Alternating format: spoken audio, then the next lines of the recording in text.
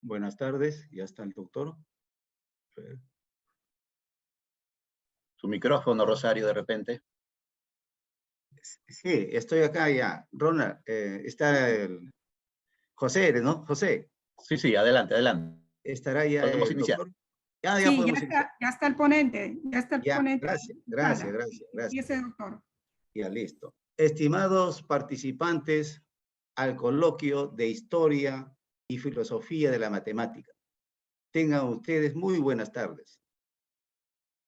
Antes de iniciar con la conferencia del doctor Alberto Gutiérrez Flores, permítame comunicarles que a través del Facebook, este evento cuenta alrededor de 4.788 seguidores. Y eso nos llena de alegría a todos los involucrados con este coloquio. Enseguida paso a anunciar la amplia experiencia que tiene nuestro conferencista, el doctor Alberto Gutiérrez Flores, en el quehacer matemático. Él es de nacionalidad mexicana, maestro con 20 años de experiencia en educación superior, maestría y doctorado en las áreas de matemáticas, física y estadística. Es miembro activo de la Sociedad Matemática Mexicana. Es miembro de la Red Latinoamericana de Educación Matemática. Es miembro de la Academia Mexicana de Matemáticas y la Sociedad Matemática Canadiense. En esta oportunidad, nuestro conferencista nos trae el tema titulado Historia del cálculo fraccionario. Adelante, doctor Alberto Gutiérrez Flores. Puede empezar ya con su conferencia. Le agradezco mucho su amable presentación, doctor. Muchísimas gracias a todos ustedes por su asistencia. Muchas gracias al comité organizador de la invitación del doctor Steven y de la doctora Rosa Moreno. Muchísimas gracias por toda su amable atención. Voy a empezar compartiendo pantalla.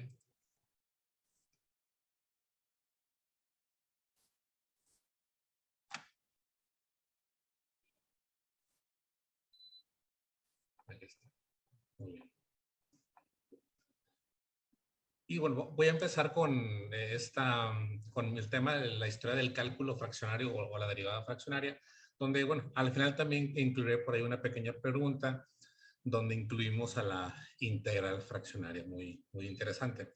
Les comparto que una de las preguntas que normalmente inicio en mi tema es preguntando sobre cuántos tipos de derivadas existen.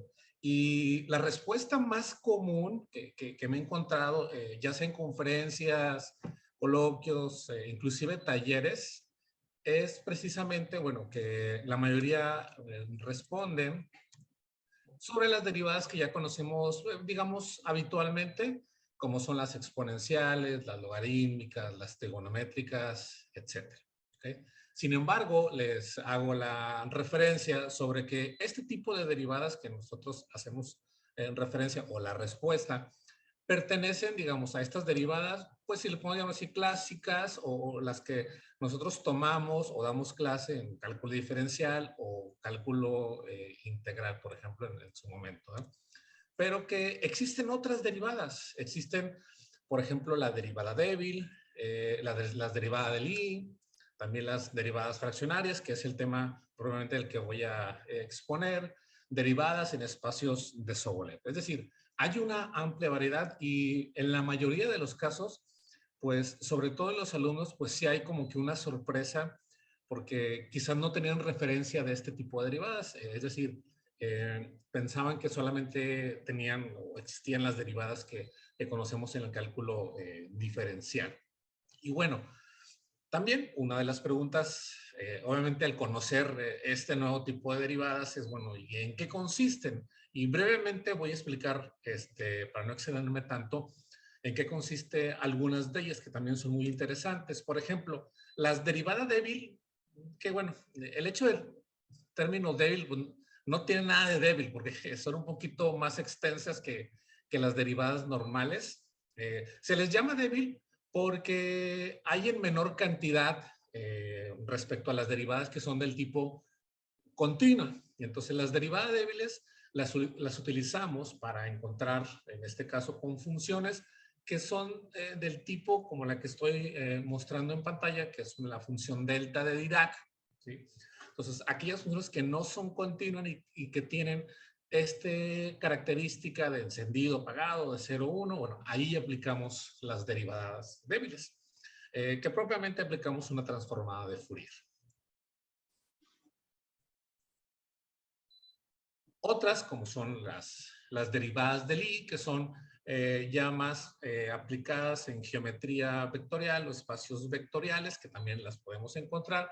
Algo un poquito ya más avanzado, que son las derivadas en espacios de Sobolev más completos. A grandes rasgos, ese es como que una radiografía de lo que son las derivadas. Y bueno, ahora sí, la derivada fraccionaria. Una pregunta muy común también, bueno, ok, ya sabemos que hay otro tipo de derivadas, pero en sí, ¿qué es una derivada fraccionaria? ¿O en qué consiste? Entonces, ahí, por ejemplo, cuando nosotros empezamos en el cálculo diferencial, encontrando las derivadas sucesivas, primera, segunda, tercera, cuarta derivada. Entonces, bueno, pues, ¿qué pasaría, por ejemplo, si nosotros a estas derivadas, que son de orden entero, quisiéramos encontrar, por ejemplo, media derivada? ¿O cuál sería, por ejemplo, derivada de 3/4? ¿Se podría encontrar? Y bueno, ahorita me voy a extender un poquito en la historia. La respuesta es sí, sí podemos hacerlo. Y esto propiamente es el cálculo fraccionario. Y paradójicamente, el cálculo fraccionario, pues, surge al mismo tiempo que el cálculo infinitesimal. Pero no tiene el mismo desarrollo o la misma evolución que el cálculo diferencial integral. Ahorita me voy a extender un poquito en el por qué. Entonces, sí podemos encontrar estas derivadas de orden fraccionario, pero aquí ya los teoremas que vamos a utilizar, pues obviamente no son como los que conocemos habitualmente. Requiere de otro tipo, en este caso, de herramientas para el cálculo fraccionario.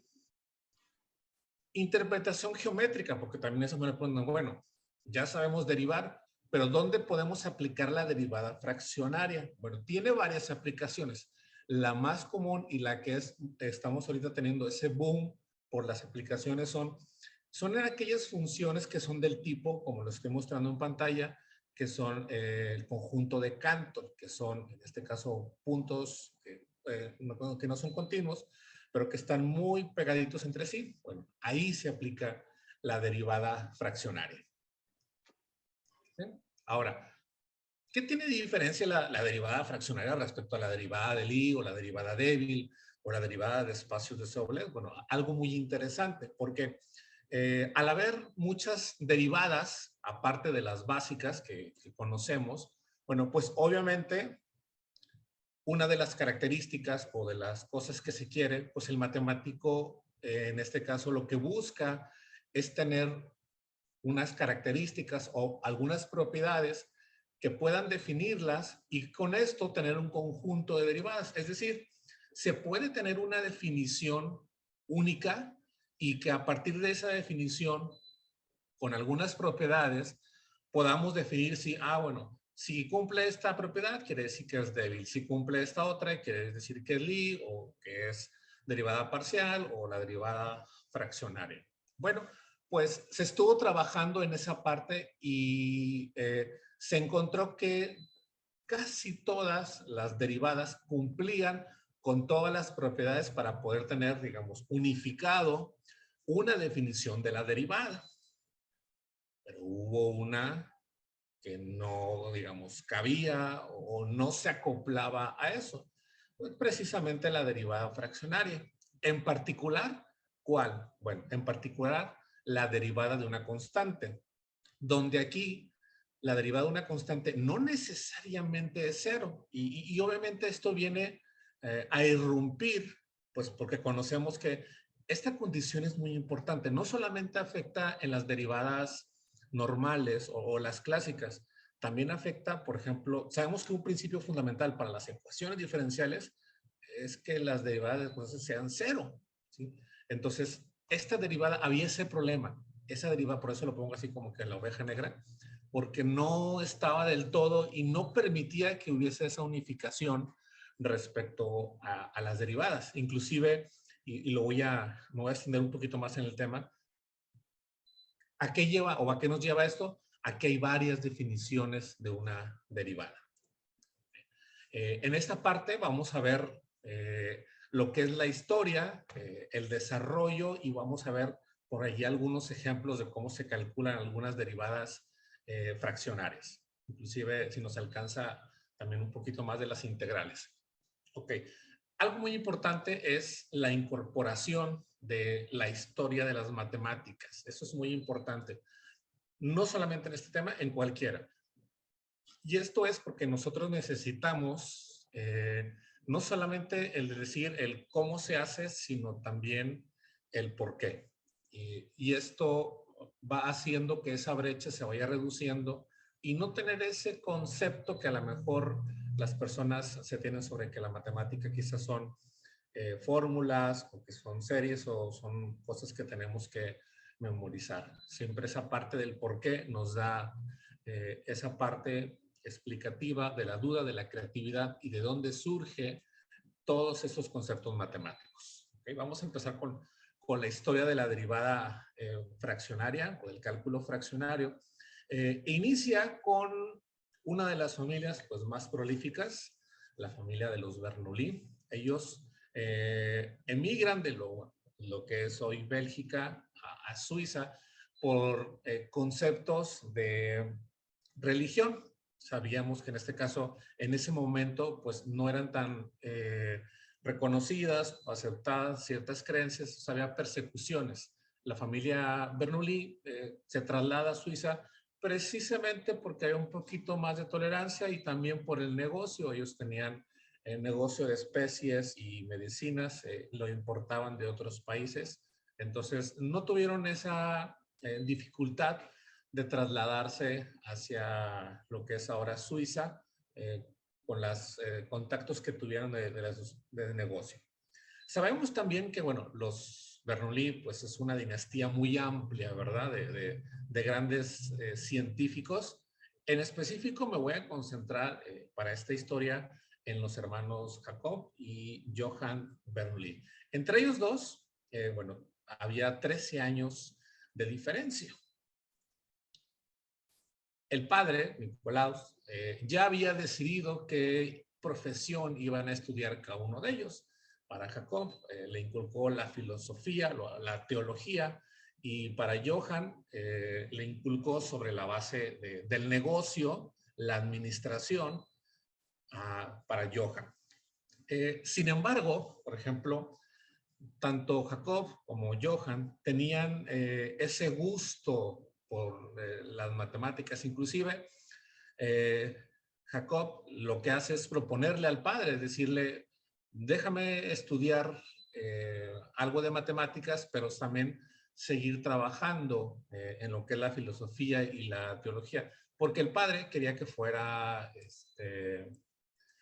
párroco, lo que es un párroco de la iglesia, por la distinción, por lo que representaba, pero Jacob quería hacer o estudiar matemáticas.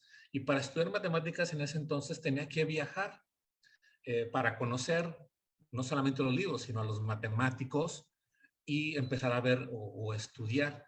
Y lo que él hizo fue trasladarse a otros países con familias, y él estaba asesorando a niños o a niñas siendo sus tutores. Con eso él pagaba lo que eran no solamente sus gastos, sino que la educación para ir conociendo a otros matemáticos. Inclusive él mismo hacía relojes exactos de madera, precisamente para ir solventando esos gastos. Y ahí mismo fue adquiriendo ese conocimiento del álgebra y de las matemáticas. Desde luego, cuando Jacob regresa a Basilea, en Suiza, pues instruye a petición muy continua de Johann, su hermano, sobre las matemáticas, y encuentra, bueno, que Johann es muy versado para las matemáticas y empieza a transmitirle todos esos conocimientos que Jacob había adquirido durante sus años en los viajes, dando asesorías y haciendo relojes para las familias que son adineradas y que quieren tenerlo, en este caso, en su jardín. Y una parte muy importante es cuando uno de sus cofundadores, Leibniz, empieza, por ejemplo, con el cálculo infinitesimal, pues obviamente los Bernoulli fueron de los primeros personas interesadas. Al inicio, como todo, al ser un concepto nuevo, pues no entendían del todo. Sin embargo, Jacob se esforzaba, en este caso, por entender todos los conocimientos y todo aquello que iba transmitiendo, se lo iba, en este caso, transmitiendo o se lo iba enseñando a Johann. Cuando ellos logran entender el concepto del cálculo infinitesimal, se ponen en contacto con Leibniz para explicarles sobre que ya habían entendido y sobre algunas cuestiones que tenían o preguntarle algunas dudas. Desde luego, la comunicación pues no fue tan inmediata, es decir, me refiero a que Leibniz no responde de inmediato, se tarda alrededor de 1 o 2 años, pero cuando llega a tener una correspondencia, esta fue muy fructífera. Pero esta relación fue muy fructífera mucho más con Johann que con Jacob. Inclusive en algunos pasajes de las biografías, aquí empieza, porque aparte de la familia Bernoulli, por destacarse ser una familia de grandes científicos, también pues hubo muchos problemas entre hermanos, en este caso Jacob y Johann, hijos, etc. Y uno de los primeros fue con Jacob y Johann. Aquí es cuando Jacob empieza a sentir un poco de celo, primero porque Johann en ese momento pues era 3 años menor, pero ya estaba a un nivel de matemática muy interesante, inclusive estaba resolviendo problemas a la altura de Jacob o de otros grandes matemáticos. Pero el hecho que detonó que Jacob sintiera o hiciera esa separación de su hermano Johann fue precisamente cuando él empieza a ver o se da cuenta que su hermano Johann tiene una mejor correspondencia y que inclusive Leibniz ya se dirige directamente con Johann, ya no se dirige con Jacob. Inclusive en alguno de los libros le reclama y le dice que todo lo que ha aprendido él, Johann, pues ha sido por Jacob y que por ende no quiere que lo deje fuera de esas conversaciones. Entonces empieza esa separación en este caso, tanto de Jacob como de Johann. Cuando su padre pues descubre que los hermanos están estudiando matemáticas, pues en secreto se molesta y les ordena, en este caso, que se pusieran a trabajar en lo que sea, ya no necesariamente lo que ellos estudiaron, solamente el único requisito era que les dejara dinero, ¿no? Y a palabras de él, no importara que fueran matemáticas o física, siempre y cuando les dejara, en este caso, dinero. Ahí es cuando ya los Bernoulli, pues, empiezan a tener un poquito más de libertad porque empiezan a buscar, en este caso, trabajos.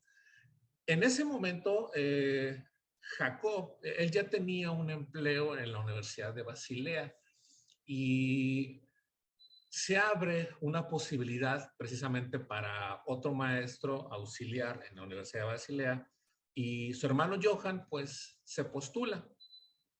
Y precisamente por esa pugna, por esos celos que había entre los hermanos, Jacob hace todo lo posible y lo logra para que su hermano pues no quedara como profesor.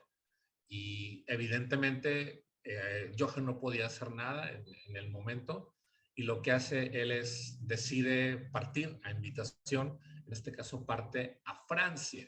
En ese momento la Academia Francesa lo que quería era reunir a las mentes más prodigiosas y que trajeran todo el conocimiento, en este caso, de una de las herramientas innovadoras, que era el cálculo infinitesimal.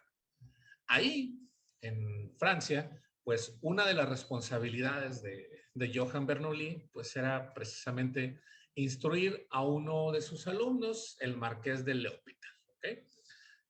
Sí, el que ya conocemos, el famoso límite o a ver, muchas veces vemos límites que con los límites indeterminados y que nos enseñan o que enseñamos y decimos cuando es indeterminado, aplicamos derivada arriba y derivada abajo, en el numerador y en el denominador. Bueno, pues esta es una creación o un descubrimiento realmente de Johann Bernoulli.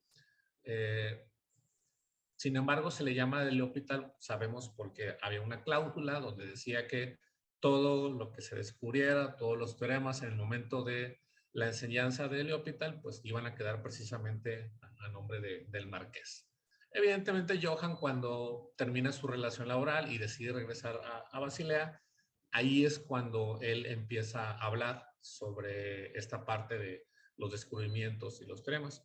L'Hopital era un buen matemático, pero digamos, no al nivel de los Bernoulli, de Euler, de los grandes. Todavía no.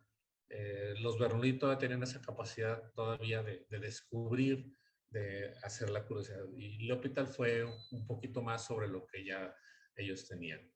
Entonces, estando ahí, bueno, pues Johann Bernoulli instruye a L'Hopital.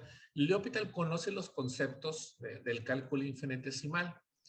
Y una vez que él entiende estos conceptos, le envía una carta. Y aquí sí la respuesta fue inmediata. Inmediata para su tiempo, evidentemente, ¿verdad? De Leibniz.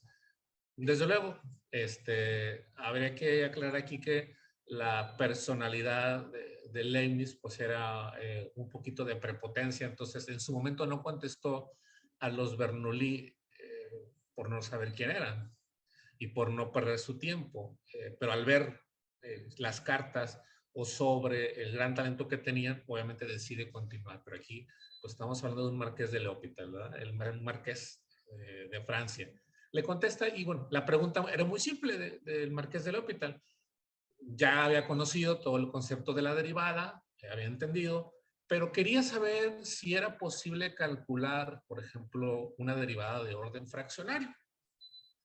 Para eso, Leibniz le contesta que sí, sí lo puede hacer, sí sabe cómo hacerlo, sin embargo, no encuentra una interpretación geométrica o analítica. Y hay una parte de sus palabras que son muy importantes, que dice que esto conducirá a paradojas, pero que algún día se van a extraer consecuencias muy útiles. Y así fue, palabras proféticas. Les comentaba que el desarrollo del cálculo diferencial e integral, a diferencia del cálculo fraccionario, fue desigual. Bueno, una de las causas fue precisamente esto, porque como no había una interpretación en ese momento, tanto en este caso Leibniz decide no continuar con derivadas fraccionarias. Inclusive al mismo Newton, que a lo mejor estaba trabajando en otros conceptos de mecánica, se le llegó a hacer la misma pregunta y su respuesta fue exactamente la misma. Sí puedo calcularlo, sin embargo, como no tiene una interpretación o no conozco otra interpretación, física o geométrico-analítica, pues los echamos. Ahí es cuando se detiene lo que es el cálculo fraccionario, porque no se tenía claro por el momento. Inclusive, para el propio momento, ni siquiera el cálculo infinitesimal, pues era así como que algo aceptado, ¿verdad? O reconocido. ¿Por qué tanto Leibniz y Newton? Bueno, pues no continuaron. Hoy sabemos las interpretaciones que conlleva a lo que es las derivadas, ¿verdad? Que son el desplazamiento, la velocidad, la aceleración, para la parte de la física también, y desde luego en la parte geométrica, sabemos también sus gráficas. Por ejemplo, sabemos que si tenemos, en este caso, nuestra función definida, el desplazamiento, si sacamos la primera derivada, pues es la velocidad, la segunda derivada es la aceleración. Pero imagínense cómo representamos o cómo le llamamos, por ejemplo, una media derivada. Físicamente, ¿qué es eso que está entre el desplazamiento y la velocidad? O si quiero sacar la derivada de 1.5, físicamente, ¿cómo le llamo a eso que está entre la velocidad y la aceleración? No se conocía en ese momento. Entonces, eso obviamente causaba una gran incertidumbre y por eso se detiene. Y no solamente eso, geométricamente sabemos que la derivada está relacionada con las concavidades, con la pendiente, la recta tangente. Entonces, una media derivada, geométricamente, ¿qué significa? Tampoco había una respuesta muy clara. Es por esto que se quedó. Ahora, no solamente tanto Leibniz como el mismo Newton se quedaron en esa parte. Hubo otros intentos, en este caso de las derivadas fraccionarias, pero quizás fueron esfuerzos que también se quedaron y a lo mejor no tuvieron tanto desarrollo. Uno de los más mencionados fue el de Abel, que es con el problema relacionado del problema para el tiempo. Y él lo que hace, al final llega a una expresión de una integral. Ahorita a lo mejor no lo visamos muy bien, pero llegando a este punto, esto que está aquí, lo vamos a ver, se relaciona con una integral fraccionaria. Desde luego, Abel lo hace para algún problema en particular, pero también empieza a sentar un poquito las bases. Fourier también le preguntaron sobre las derivadas fraccionarias, sin embargo, su base o su argumento matemático, él lo empezó a hacer en base, pero a las funciones trigonométricas, que es lo que vemos aquí, la enésima derivada, y lo saca en expresiones, en este caso, de las funciones trigonométricas. ¿Por qué? Bueno, su razonamiento, hasta cierto punto, desde luego, para él es muy simple, porque decía, bueno, lo único que hay que hacer es recorrer, ¿sí? Si tú sacas la primera derivada y quieres un medio, pues nomás lo vamos recorriendo en cada uno de los puntos, ¿sí? Y hasta ahí, fíjense, el problema se quedó en el limbo. Es decir, muchos de los matemáticos sabían cómo hacerlo, pero en ese momento no estaban interesados en seguir un desarrollo precisamente involucrados por la interpretación.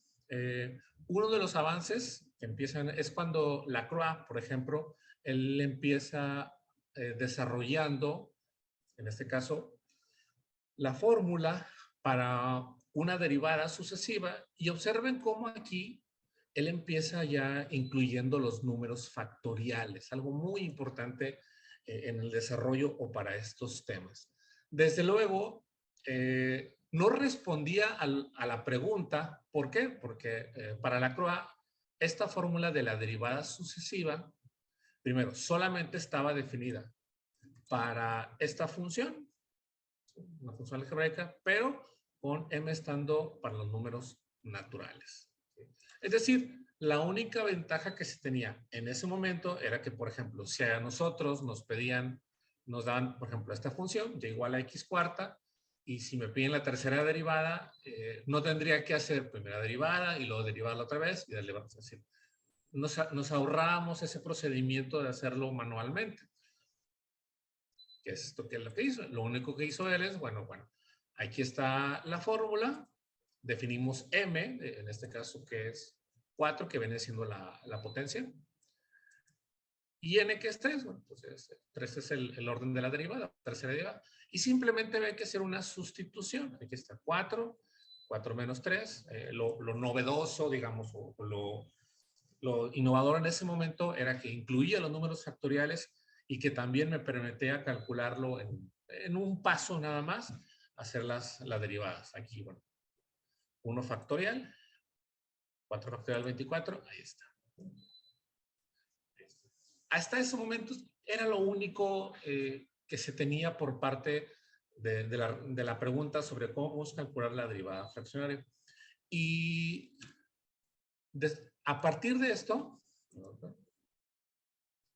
quien resuelve este problema, partiendo de precisamente esta definición de Lacroix, fue Euler. Y lo que hace Euler en este caso es decir, bueno, si m y n representan números enteros, y si yo lo que quiero es calcular para números de orden fraccionario, pues simplemente aplicamos la función, en este caso gamma, que propiamente pues es creación de Euler, ¿verdad? Y lo digo porque así lo menciona en uno de sus libros. Para él fue muy fácil, ¿verdad? Obviamente sabemos que todo lo que hizo Euler, y simplemente, si ustedes se fijan, de aquí para acá, aplicamos, bueno, él aplicó la función gamma. Entonces, este primer método que se conoce es la primera fórmula que se tenía de la derivada fraccionaria, esta que está aquí, la de Euler. Desde luego, estaba restringida a que solamente es para la función y igual a x a la m.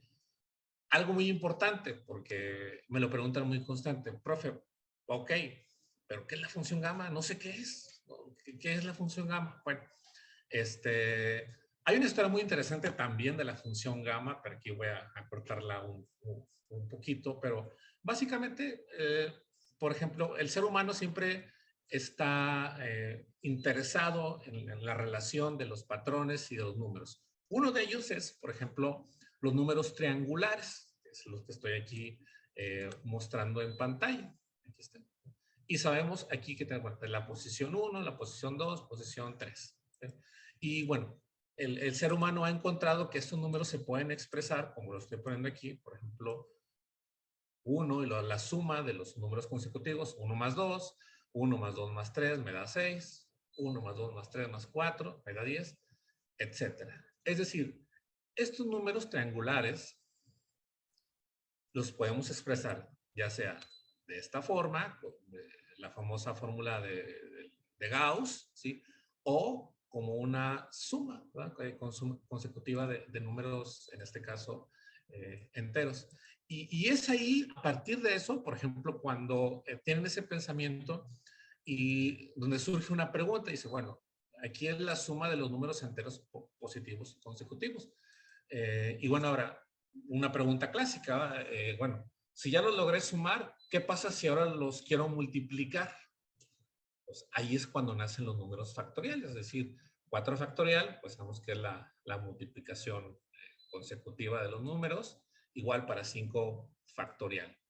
Y también, pues a alguien se le ocurrió decir, bueno, a ver, así como estos son los números factoriales para los números enteros positivos, que están definidos de esta parte, podríamos encontrar una definición de los factoriales, pero por ejemplo, para números negativos, para números fraccionarios.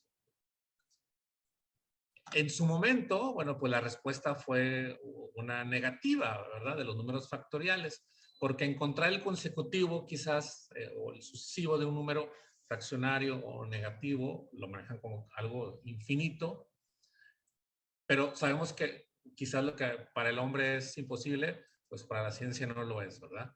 Entonces, resulta que sí se puede encontrar el factorial o la extensión de los números factoriales a los números reales, se puede encontrar con la función gamma. Es decir, yo puedo encontrar cuánto es menos 1 medio factorial, 3 medios factorial, 2.25 factorial. ¿Cómo lo encontramos? Con la función gamma. La función gamma me permite calcular el número factorial, de hecho, de cualquier número, inclusive de los números complejos, también que lo viene demostrando Euler, que la función gamma es esto que está aquí, que está aquí mostrando.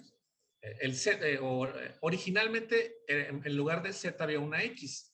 X representaba los números reales, pero cuando Euler demuestra la función gamma, pues dice, pues ya demostré para los reales, pues ahora voy a demostrar para los complejos, y lo hace. Entonces, también existen los factoriales para los números complejos. Por eso lo ponemos, en este caso, como z. Entonces, esto es la función gamma. Es la extensión de los números factoriales. Precisamente es creación de Euler y por eso mismo su argumento de decir, bueno, si ya tengo la fórmula de Lacroix para los números enteros positivos y si yo quisiera cualquier número factorial, pues le aplico la función gamma, utilizo mi función en ese momento. Ahí está.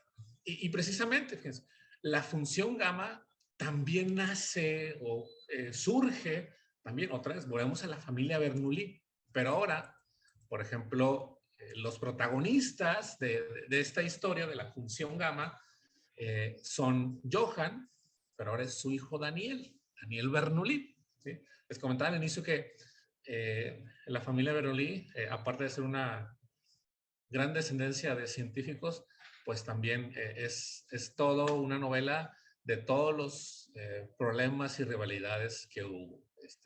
Es muy interesante leer sus libros porque les empiezan a contar, y créanme que cualquier serie que veamos se queda corto con los problemas que ellos tuvieron y con las reacciones que tuvieron.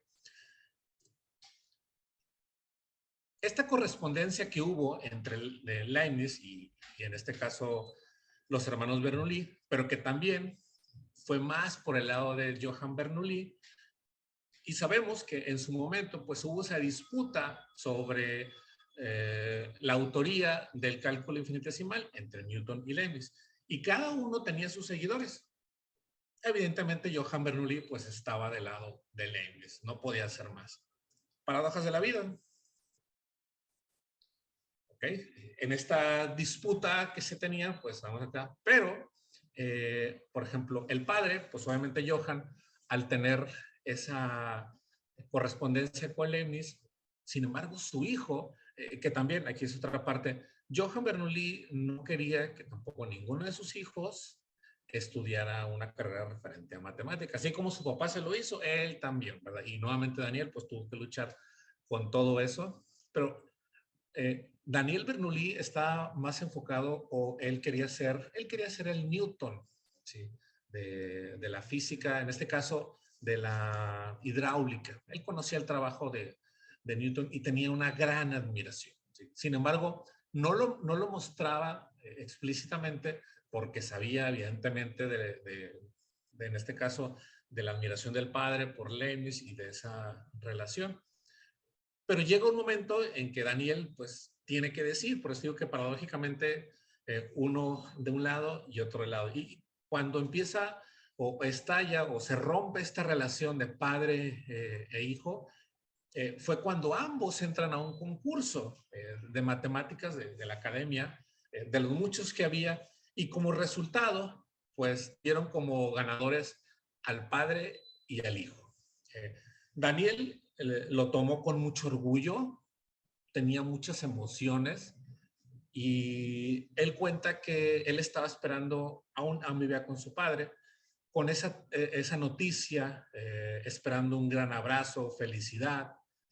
Cuando el padre llega y recibe la noticia de parte de su hijo, rompe esa carta y se molesta, y argumentando cómo era posible que no distinguieran entre el maestro y el alumno. Y ahí mismo se rompe toda relación porque vienen los insultos, lo corre de la casa, de hecho, por esa misma. Y precisamente ahí es cuando se rompe esta relación del padre y el hijo.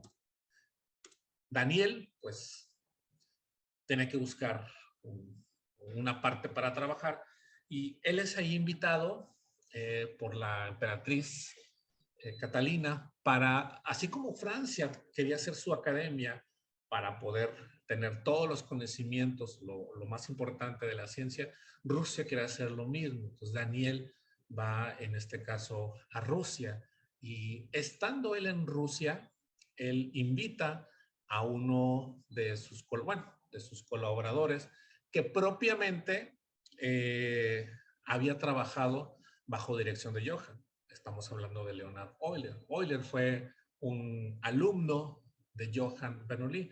Inclusive una de las causas también de esta separación entre padre e hijo es que Daniel sentía que Johann tenía mayor preferencia por Euler que Daniel Bernoulli, ¿verdad?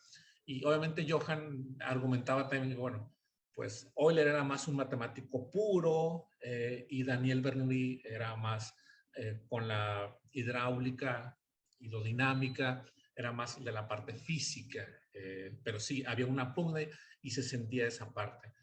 A pesar de eso, Daniel lo invita y recomienda a Leonhard Euler para que se quede precisamente en su lugar. Estando ahí en Rusia, Euler conoce a uno de sus grandes colaboradores, ¿sí?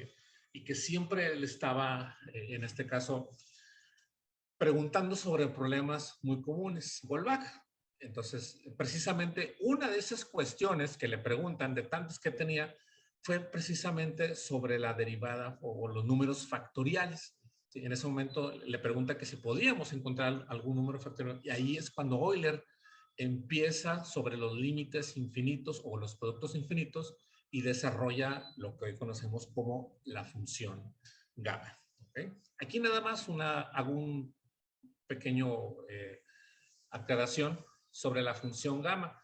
La función gamma, muchas veces me dicen, profe, entonces si yo quiero obtener el factorial de un número, ¿utilizo directamente la función gamma? Bueno, no necesariamente. Es decir, tendríamos que aplicar algunas propiedades. Es decir, por ejemplo aquí, si yo quiero saber 4 factorial, bueno, que sabemos que es 24, no puedo meter este número aquí simplemente a la fórmula. ¿Okay?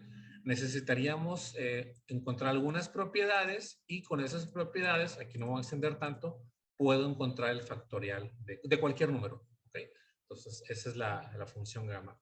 Y hago esta acotación porque la función gamma es muy importante. Ahorita lo vamos a ver en las otras definiciones de las derivadas y las integrales fraccionarias. ¿Okay? Entonces, muy bien. Entonces, ahora fíjense, vamos a hacer esto.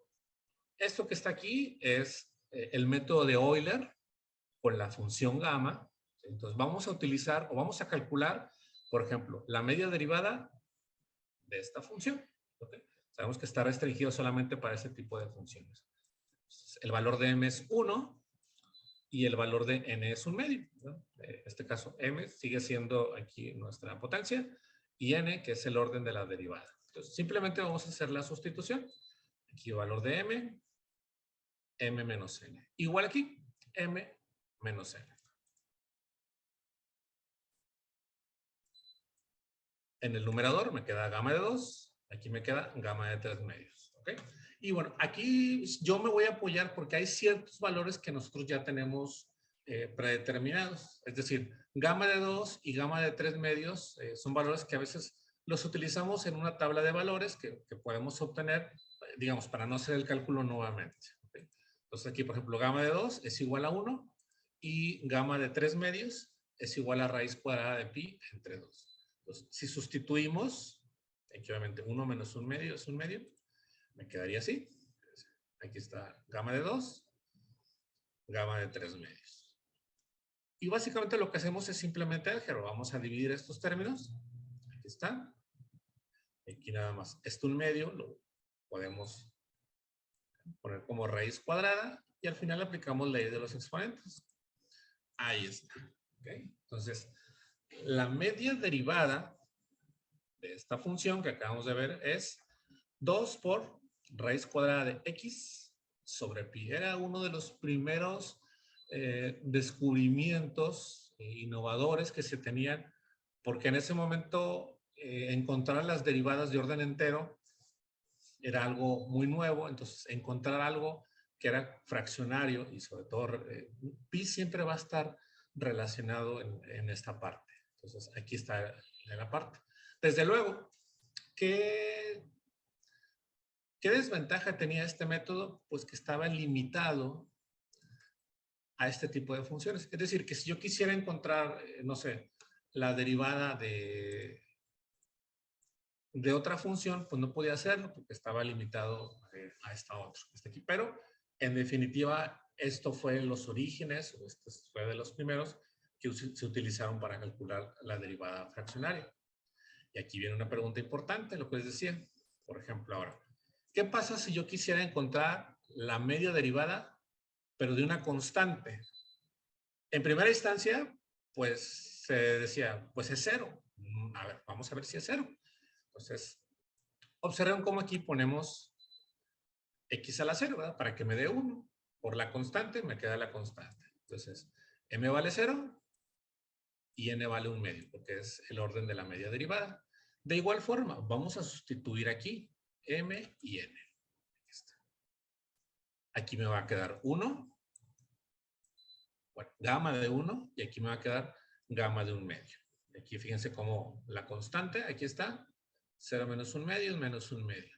Y nuevamente, bueno, mis valores que ya los conocemos, gamma de 1 y gamma de 1 medio.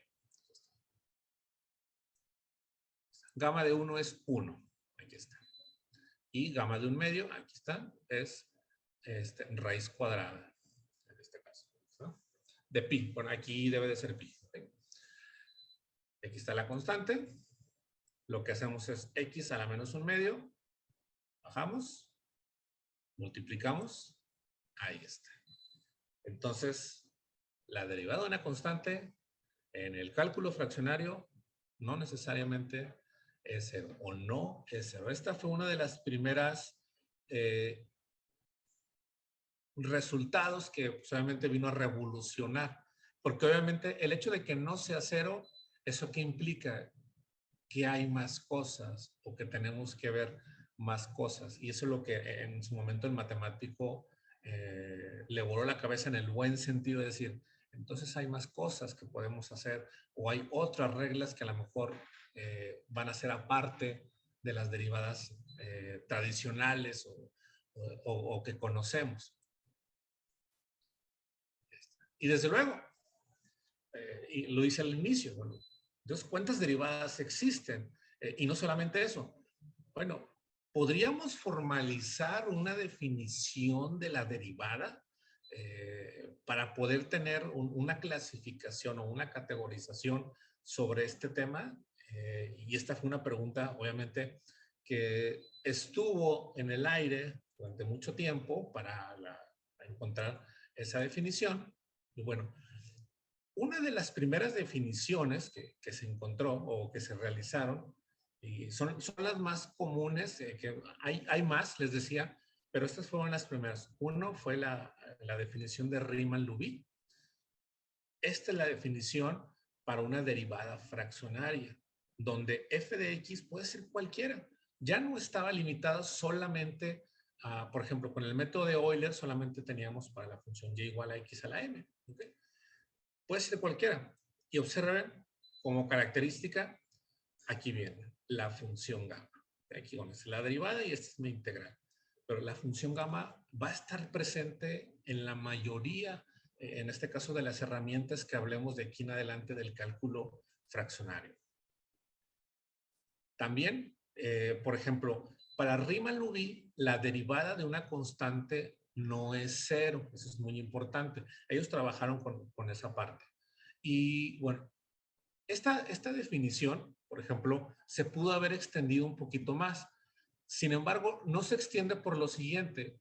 Riemann, que era quien continúa con el trabajo, en ese momento estaba haciendo 3 tesis doctorales. La función z, que es lo que conocemos, la derivada fraccionaria y las variedades geométricas.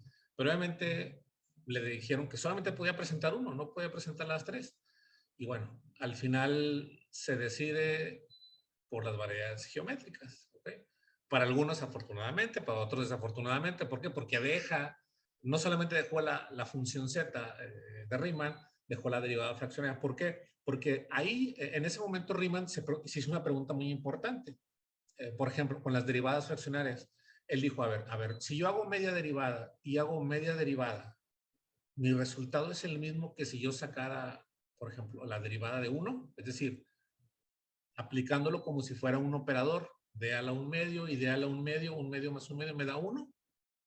Ahí es cuando él empieza a crear ese tipo de conjeturas, no solamente con eso, con las integrales también.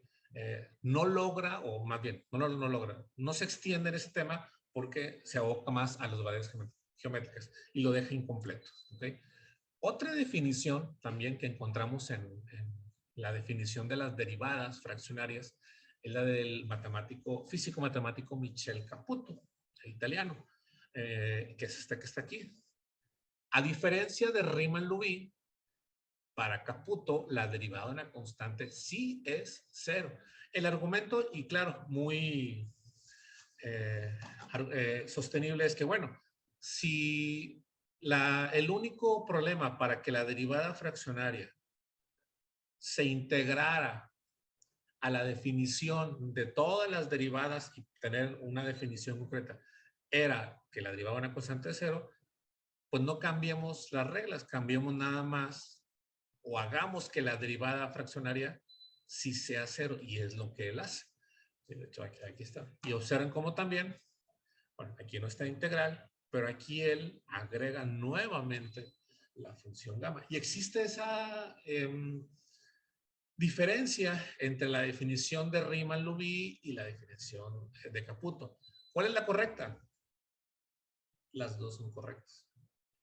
Es decir, no podemos decir que una es la otra. Inclusive llegó un momento en que se tenían 14 o 10, no recuerdo. Hoy hay una que es más, más generalizada y que es un poquito más abarcada, solamente que abarca otros conceptos como el concepto de anillos, etcétera. Pero estas dos fueron las que inicialmente empezaron con ese boom de la derivada fraccionaria. ¿Por qué? Porque ustedes podían poner aquí cualquier función y por ende podían calcular la derivada fraccionaria. Y está aquí.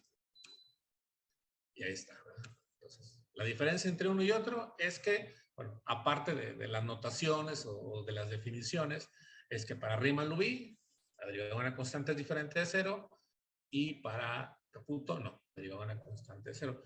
Algo muy importante, porque recuerden que nosotros tenemos como referencia el método de Euler. Entonces, por ejemplo, esta definición que está aquí, la de Riemann-Liouville, por ejemplo, si la derivada de una constante es diferente de cero, si yo le aplico esta fórmula a la constante, tendría que darme el mismo resultado, por ejemplo, que el método de Euler. ¿Para qué? Pues para que fuera exactamente una extensión. Aquí no teníamos ningún problema porque sabemos que es cero. Entonces, eso fue lo primero que hicieron, probar que hubiera esa correspondencia. Entonces, observen. ¿Qué es lo que se hizo? Obtener la media derivada de una constante. ¿Sí? ¿Para qué? Este resultado me tendría que quedar igual que cuando lo calculamos con el método de Euler. ¿Sí? Si esto sale igual, quiere decir que efectivamente es la extensión, ¿sí? de la otra. Entonces empezamos a calcular. Aquí está. Alfa lo calculamos como, en este caso, un medio, porque es la media derivada, y este es en este caso, una constante. ¿Sí? Aquí tomamos el valor de n igual a 1. Fíjense, aquí es muy importante. Tiene varios criterios. Nos conviene tomar el valor de 1 para obtener una primera derivada, porque depende mucho de la función. Y bueno, alfa es un medio porque es la media derivada. Al sustituir los elementos, aquí, n vale 1, alfa vale un medio de 0x, y aquí también. Mi función, ¿cuál es? Aquí está, la constante, es lo que quiero saber. Hacemos operaciones, aquí, gamma de un medio, que esto va a ser constante. 1 menos un medio menos 1, aquí está, menos un medio. Ya bueno, aquí en esta integral en específico, bueno, pues aplicamos un método que ya conocemos, que es el método del cambio de variable. Usamos u es x menos s, y si derivamos u con respecto a la variable s, en este caso me va a quedar menos 1. Partimos el diferencial y sustituimos. Aquí, obviamente, también los límites se van a cambiar. Y me va a quedar esto. Esto que está aquí es el valor de u. Diferencial en s es menos diferencial. Aquí está, negativo. Diferencial en u. Y bueno, el valor de la constante. Es un ejercicio muy similar porque creo que la mayoría lo vemos en nuestros cursos de cálculo integral. La constante la colocamos fuera. Aquí está. Vimos.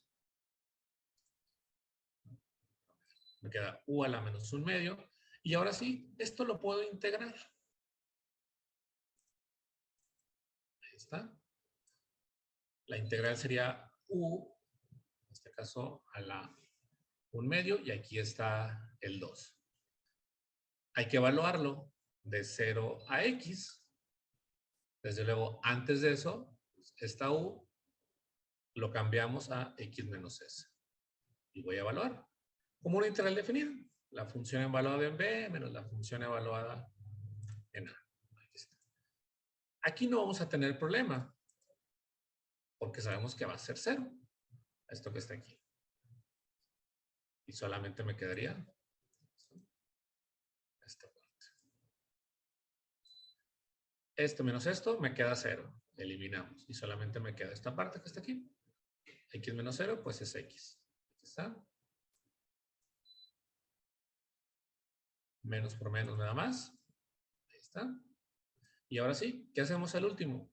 Derivamos de lo que me quedó de mi integral, de resolverla y de mi integral definida. Empezamos a hacer la derivada. 1/2 por 2 es 1 y a 1/2 le quito 1. Aquí está. ¿Cuánto vale gamma de 1/2? Aquí está. Esto multiplicado por 1 me queda lo mismo. Gamma de 1/2 es raíz cuadrada de pi. Ya lo voy a poner. ¿Qué es esto que está aquí en la parte del denominador? X a la menos 1/2. Bajamos. Reescribimos. Ahí está. ¿Ok? Entonces, calculamos con el método, perdón, con la definición de Riemann-Levy. C, la medida derivada de una constante C sobre raíz cuadrada de pi sobre X. Y si recuerdan, de hecho por eso puse este vínculo, al inicio cuando nosotros utilizamos el método de Euler para esta función, para la constante, llegamos a este resultado, el mismo. Entonces ahí es cuando te dice, ok, entonces sí hay esa interpolación entre, en este caso, el método de Euler y su extensión, que viene siendo el método de Riemann-Levy. Ahí está, llegamos al mismo. Ese era como que el punto clave, porque evidentemente todas las demás van a ser iguales, pero el punto que era de la constante, porque es diferente, tendría que ser igual. ¿Sí? En el de Caputo, bueno, aquí no me detengo tanto porque realmente es como Caputo la derivada de una constante es igual a 0, realmente, por ejemplo, al querer realizarlo, es un poquito más sencillo. Por ejemplo, fíjense, esta es la definición de Caputo. Tomamos los mismos parámetros, 1/2 y 1, pero al momento de sustituir, pues aquí está, que fue lo que hizo, fíjense, la diferencia entre Riemann-Levy y lo de Caputo, observen cómo es que en Caputo la derivada está dentro. Sí, fíjense que dice la derivada de la función. Y con Riemann-Levy, si ustedes recuerdan, estaba en este caso fuera de la integral. Y aquí está dentro. ¿Qué permitía esto? Derivada de una constante. ¿Cuánto es? Pues es 0. Entonces todo esto es 0. Ya no habría, de hecho aquí está. Como esto es 0, todo va a ser 0 y listo. Desde luego, tuvo que hacer una demostración y tuvo que tener los parámetros para poder, en este caso, demostrarlo, el valor. Va a quedar 0. Y como decía, ¿los dos son correctos los dos? Sí, dependiendo de lo que yo quiera analizar. Y también una pregunta muy interesante es, por ejemplo, bueno, a ver, si yo ya apliqué la derivada fraccionaria y nosotros sabemos que la derivada pues, está relacionada en el cálculo diferencial e integral, que está relacionado con el cálculo integral, pues se hicieron la misma pregunta. Podemos encontrar integrales de orden fraccionario y más aún, habrá integrales que yo pueda aplicarle, por ejemplo, integral de 1/2 e integral de 1/2 me dará la integral de 1. Esta era una de las preguntas que les comentaba que Riemann se hacía el mismo. Decía, bueno, podemos encontrar esto. Ahí le llamó operadores íntegro diferenciales porque lo quería aplicar, o lo aplicó también, tanto para las derivadas como las integrales.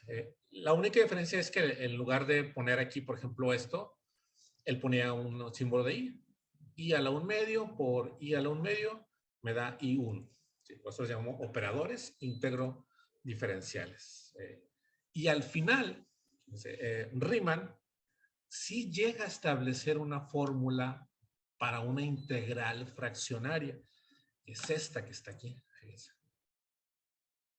Esta es la primera definición que da, en este caso, Riemann sobre una integral fraccionaria, pero que ya no, repito, continuó con la parte de los operadores íntegro diferenciales, que al final sí se pudieron hacer, pero la base fue, en este caso, Riemann, quien dio estos primeros pasos que están ahí. Entonces, por ejemplo, si nosotros queremos calcular una integral, una media integral, por ejemplo, de una función igual a 1, una constante, pues, ¿qué hacemos? Nada más, observen como aquí.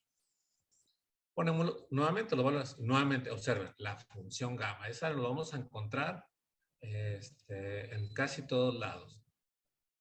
Un medio, y aquí está, y luego aquí está es un medio. Y aquí está, la función vale 1. Desde luego, como ya hablamos de una integral, como sabemos, en el cálculo diferencial que estudiamos en el clásico, pues tenemos muchos teoremas y algunas técnicas, pero en el cálculo integral tenemos más métodos y tenemos más técnicas. Bueno, es algo similar. Aquí las integrales se van haciendo un poquito complicadas, ¿sí?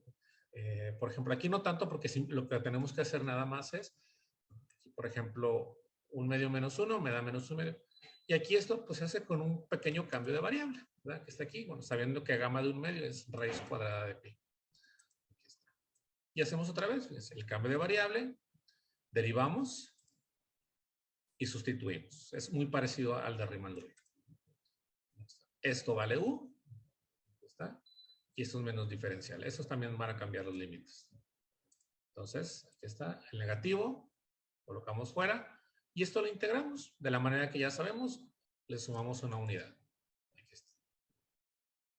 Regresamos a que u vale x menos t, y ahora sí, evaluamos en los límites. Desde luego, aquí, esto me va a quedar 0. Esto que está aquí. Me quedaría esta función, nada más, esta variable, perdón. Menos por menos más. ¿Ah? Y ahora sí, nada más reescribo. Esto es a la 1/2. Ahí está. Entonces, la media integral de una constante o de la constante 1 es igual a 2 por raíz cuadrada de x sobre pi, que se parece mucho al resultado que obtuvimos al inicio del método de Euler en su momento. ¿Sí? Entonces, lo que nos dice estos operadores íntegro diferenciales es básicamente es esto, que si yo tengo media integral, si a este resultado yo le vuelvo a sacar una integral de orden 1/2, mi resultado sería igual a que si yo sacara la integral de 1, que sería x. Entonces, esta es lo que es los operadores íntegro diferenciales, que en ese momento dejó un poquito inconcluso. Y algo muy importante que no he mencionado, que es x, el valor. Aquí está. Esto es lo que mencionaba. Para Riemann, él lo expresaba así. Son operadores íntegro diferenciales. Lo único que se hace es, si tú tienes una integral, alfa, beta, lo que haces es las sumas y te va a dar exactamente lo mismo, el mismo valor. Entonces, eso es lo que hizo en este caso Riemann. Y algo muy importante y muy característico es, por ejemplo, nosotros conocemos en el cálculo diferencial e integral el teorema fundamental del cálculo, que establece esta relación entre las derivadas y las integrales. Y una pregunta muy lógica era, bueno, así como existe el teorema fundamental del cálculo, también podrá existir el teorema fundamental, pero para el orden fraccionario, bueno, ahí ya, digamos, no es tan directo y todavía no se determina sobre esa parte, porque sí es un poquito más, más complejo lo que es el teorema fundamental. Ya lo expliqué. Ahí está. Voy a cerrar nada más aquí y... Sí.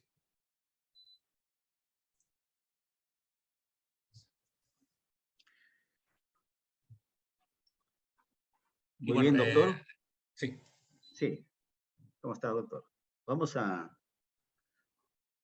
Bueno, en primer lugar, agradecerle por su participación, pero tenemos unas preguntitas que están apareciendo acá en el chat. Voy a compartir esas preguntas Claro. La primera pregunta dice, a ver, acá dice, un ratito, estoy leyendo acá. Mientras lo encuentro, voy a hacerle una preguntita yo, ¿ya? Sí. Mire, he visto cuando ha definido la derivada fraccionaria, eh, en cuanto a Riemann, Liouville y Caputo, aparecen los n y los alfa. Ajá. ¿Habrá alguna relación entre estos dos números, n y alfa? Sí, doctor. Una excelente pregunta, porque en uno de los ejercicios yo tomo alfa igual a 1/2 y tomo n igual a 1.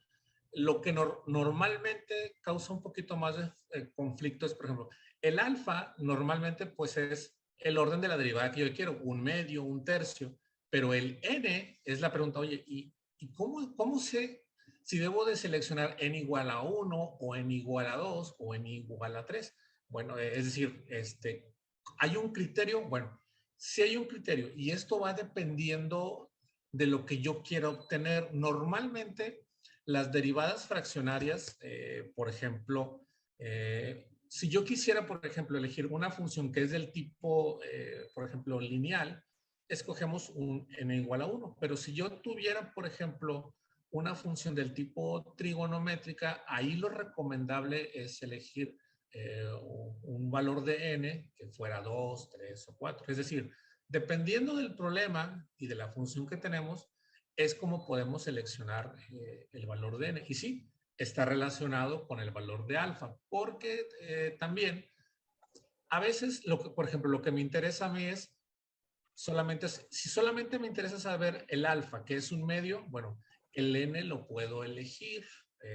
Sin embargo, si yo lo que requiero es el valor de n y mi valor del alfa es algo, digamos, no me interesa tanto, ahí sí se complica un poquito más porque la derivada puede ser un poquito más larga o un poquito más corta. Pero sí, definitivamente tienen una relación muy directa en cuanto al procedimiento que se hace y lo que va. El resultado va a salir. Sin embargo, nos va a conducir por caminos que a lo mejor van a ser un poquito más cortos, otros un poquito más largos. Bien, doctor. Otra preguntita. Cuando usted selecciona el valor alfa y le da valor 1/2, seguramente con la misma función que está derivándolo fraccionalmente, podría dar para alfa igual a 1/4, 1/5. Se podría graficar estos, porque son funciones al final, que dependen de la variable x. ¿Cuál sería el comportamiento si hacemos continuamente esos cálculos, siempre controlando el alfa y el n? ¿Qué forma tendría más o menos ese tipo de... Okay. Sí, sí, excelente pregunta. Sí, efectivamente, por ejemplo, si yo tengo, por ejemplo, si yo tengo mi función y igual a x, si yo le saco la primera derivada, pues yo sé que mi derivada va a ser 1, ¿verdad? La derivada de x es 1.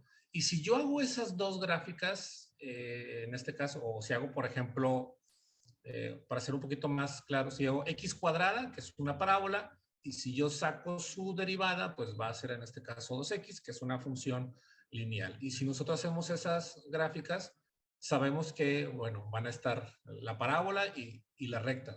Si yo voy haciendo, por ejemplo, una derivada, 1/2, 1/4 o 1/8, no sé, voy haciendo una derivada, conforme yo voy haciendo la derivada, lo que va haciendo es que mi función se va a ir aproximando más, en este caso, a mi derivada de orden entera más próxima. Es decir, se va a ir aproximando al número 1, por ejemplo. ¿Sí? Entonces, van a ser como puntitos que se van a ir acercando al valor y que van dentro de esa misma función. Van haciendo pequeñitas partes que van haciendo y que van a llegar, a final de cuentas, a la parte entera más próxima, que es 1. Pero el comportamiento de esas funciones va a seguir siendo, es decir, de la misma naturaleza. Es decir, si mi función al derivarla es de orden lineal, pues evidentemente todas las derivadas fraccionarias que yo realice geométricamente también van a ser lineal, pero se van a ir acercando en una forma de una tipo regresión que se va a ir ajustando a la de la parte entera. Bien, doctor. Otra pregunta acá, profesor Jesús Pascual Ábalos, profesor de la Universidad Nacional de Trujillo. Le plantea la siguiente pregunta. Sobre la interpretación geométrica, ¿ha habido avances recientes sobre ello? Sí, sí. De hecho, fíjense que una de las características que mencionaba, por ejemplo, del por qué la derivada fraccionaria no ha sido tan desarrollada a la diferencia de derivada normal, es precisamente, bueno, una interpretación y otra es porque no ha tenido los modelos matemáticos requeridos para poder interpretarlos. Uno de ellos, déjame ver si tengo aquí, lo voy a tener aquí.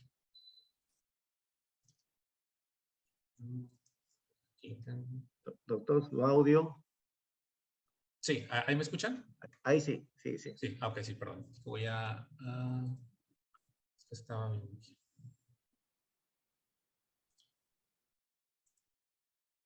Voy a buscar la parte porque esa... No. Aquí está. Lo voy a compartir.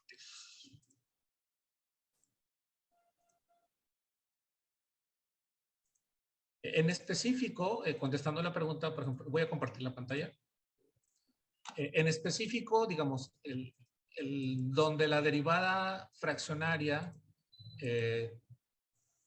empieza a desarrollarse un poquito más, fue por lo siguiente. Miren, históricamente hubo un derrame petrolero de la British Petroleum que, bueno, causó un desastre natural, ¿verdad? Debido a esa presión que se ejercía por el petróleo. Y en ese momento la OPEP determina, bueno, que el modelo matemático tenía un gran error, tenía por ahí del 37% para encontrar lo que son en las capas y en las superficies.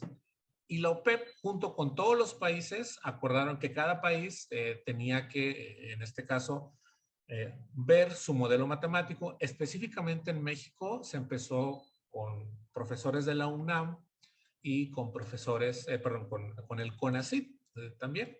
Entonces, se estudió este modelo de las fallas. Este desastre, pues, fue a nivel nacional y fue aquí en México, en el Golfo de México. Entonces, en México se juntaron dos organismos, el CONACYT, que es la parte gubernamental de ciencia y tecnología, y Pemex, que son petróleos mexicanos, así como en todos los países. Cada quien hizo su labor. Hago más la referencia de México porque fue la que un servidor conoció, e inclusive la mayoría de este material que estoy colocando y trabajos son por parte de uno de sus primeros pioneros, el doctor Fernando Brambila, quien he tenido oportunidad de trabajar con él y le agradezco mucho su colaboración. Cuando se hacen las perforaciones, siempre se hacen muestras. Y, por ejemplo, el modelo matemático hace unas muestras para ver cómo se puede obtener. Bueno, y depende mucho de la porosidad. La porosidad tiene que ver con, en este caso, si va a haber mucho petróleo o no va a haber, en este caso. Y si sí hay una gran porosidad, empiezan a perforar. Obviamente, el riesgo es de que se tenga un exceso de presión y cause estos derrames que están ahí. Observen una cosa, fíjense. Esto que está aquí a la derecha, pues son muestras de los que estoy enviando, inclusive son estas que están aquí. Los modelos matemáticos estaban, en este caso, prediciendo, haciendo una predicción, perdón, más sobre estas partes de mi lado derecho, ¿sí? Que eran comportamientos, que eran series de tiempo, que están aquí. Pero ese modelo estaba basado en que la mayoría de sus gráficas, pues eran del tipo continuo. Pero la realidad es que los modelos o las fotos, estas son las reales, están aquí. De hecho, aquí las ven. Entonces, se hacía una aproximación del modelo, ¿sí? ese modelo tenía un 37% de error aquí en México. Desconozco el resto. Entonces, lo primero que se les ocurrió fue decir, bueno, pues vamos a utilizar los fractales. Pero obviamente sabemos que los fractales tienen ciertas características y a lo mejor, pues sí, son más simétricos, no se acomodaban tanto a esto. Por paradójico que pareciese, los fractales no funcionaron en esta parte. Entonces, lo que hicieron fue, en lugar de usar derivadas clásicas o que conocemos, utilizaron la derivada fraccionaria, ¿sí? Entonces, aquí, por ejemplo, la porosidad, que es esto que está aquí, lo relacionaron o tiene mucho que ver con la dimensión fractal, que es esto que está aquí. Entonces, esas derivadas fraccionarias permitieron que el modelo matemático de un 37% de error se fue hasta un 5%. O sea, increíble, fue algo muy revolucionario porque permitió, pero obviamente tuvieron que capacitar, tuvieron que enseñarle a muchos de los ingenieros que era una derivada fraccionaria, cómo se calculaba, porque evidentemente no había ese conocimiento sobre lo que es la derivada fraccionaria. Inclusive lo muestro, aquí, fíjense, observen cómo las derivadas fraccionarias funcionan muy bien para este tipo de funciones que son el espacio de Cantor. Entonces, estas son mucho más semejantes. ¿Por qué? Por tipo lineal, ¿sí? O continuo, más bien, no son tipo continuo, sino que vienen siendo esos puntitos y se acercan más a un modelo real que conocemos. Entonces, ahí es cuando se empieza a aplicar y después se va encontrando que se va a aplicar a otros tipos como paneles solares, etcétera, o algunas otras aplicaciones. Bien, doctor Alberto. ¿Hay más preguntas? La siguiente. Sí. A ver, dice un ratito, vamos a ver su nombre. Dice, desde su experiencia, el cálculo fraccionario donde se estudian estos operadores pueden ser estudiados desde el nivel de pregrado. Gracias. Sí, buena pregunta. Sí, definitivamente. El cálculo fraccionario en sus inicios, bueno, inclusive todavía, no es una materia que todavía se pueda, digamos, poner como una materia. Hay pocas universidades, al menos aquí en México, hay pocas que la tienen. Ahorita se está haciendo una maestría en cálculo fraccionario en la UNAM, que son uno de los pioneros, pero ¿se puede hacer? Mi respuesta es sí, solamente tendríamos que ver al alumno con algunos otros refuerzos como cuáles. Por ejemplo, habría que enseñarle previamente, por ejemplo, la función gamma, la función bigamma, la función beta, porque se van a utilizar.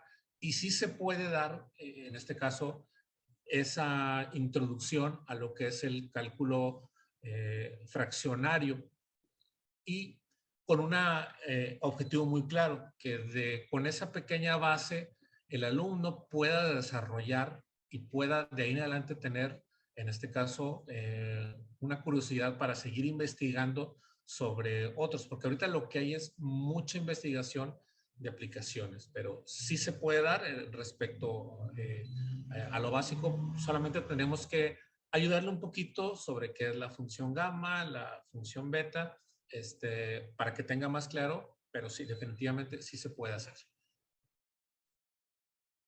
Doctor, continuamos con las preguntas, pero antes hay de parte del doctor.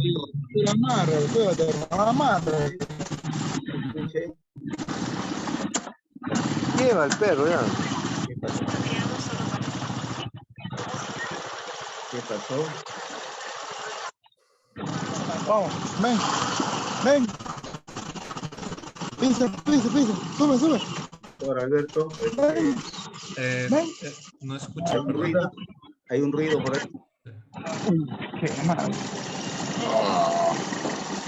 Siente. ¿Hay un ruido? Espera, espera, espera. Espera. Doctor Alberto, un momentito. Claro que sí, no hay problema. Ya.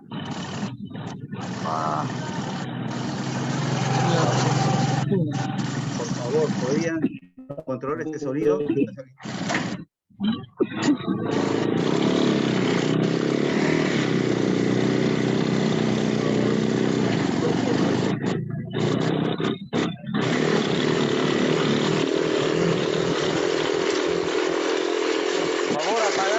Por favor, apagar su micro. Por favor. No, para. Ya, mira, volteate, ¿cómo vas a ver?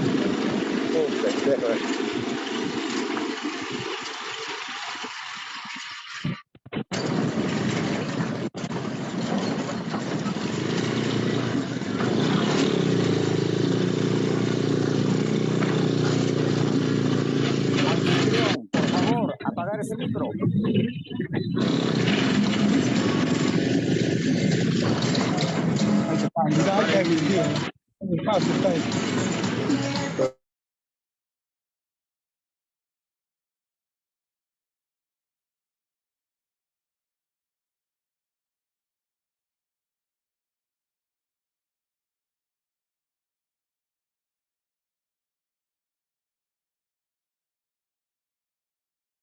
Listo, listo, podemos continuar. Sí, adelante, no hay ningún problema.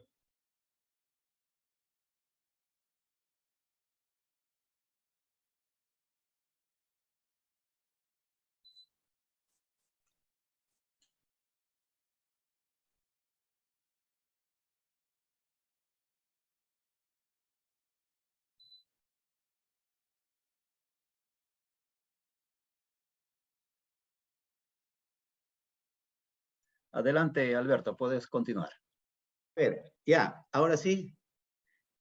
Doctor Alberto Gutiérrez, el doctor Steven Rojas desde Chile le manifiesta que ha sido una exposición pedagógica muy clara e ilustrativa. Felicitaciones, doctor, y un fuerte abrazo desde Chile, le manda el doctor Steven Rojas. Doctor Alberto, le habla Rosa. Doctor, realmente muy contenta y satisfecha con su ponencia. Estamos muy agradecidos y mil disculpas por el incidente, pero excelente ponencia.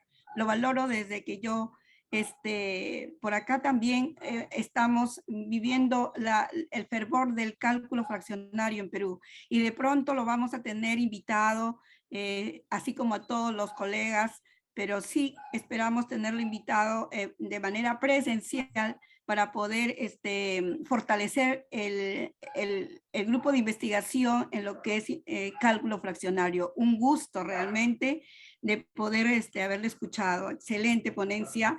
Siempre lo vi y nunca pensé que lo iba a conocer. Me siento orgullosa de haberlo tratado ahora. Gracias, doctor Alberto.